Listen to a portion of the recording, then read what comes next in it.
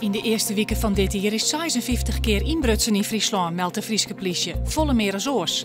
Vannacht sloegen dieven in Snits, Makkum, Gautum en Ljouwert. In Ljouwert en Snits waren sieraden en jildstellen. In Makkum en Gautum waren de hoezen trozocht, maar wordt voor eerst niet vermist. Er is juist een plotte volkauwkamer op de Tjerketjenst in Raad. Er wien zo'n 400 mensen. Er wien tinten bijpleetst om alle mensen plak te bieden. In de tjenst waar het omdenken joen om de slachtoffers van het slimme ongeluk in de oorlogsnacht. Een vrouw riet in op een groep mensen. Eén man is verstoorn. Er liggen nog 2 mensen in het ziekenhuis. De Friesland Zorgverzekerde maakt dit hier zunniger aan. De zorg wordt judder en minder mensen gaan een onvullende verzekering afsluiten. De zorgverzekerder had er dit jaar wel 50.000 nieuwe klanten bij kregen.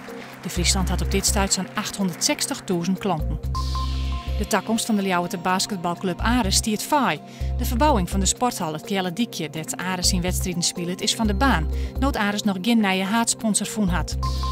Vannacht kans op mist, 6 graden en restig waar. Morgen een beetje rein en het wordt een graad of zo'n.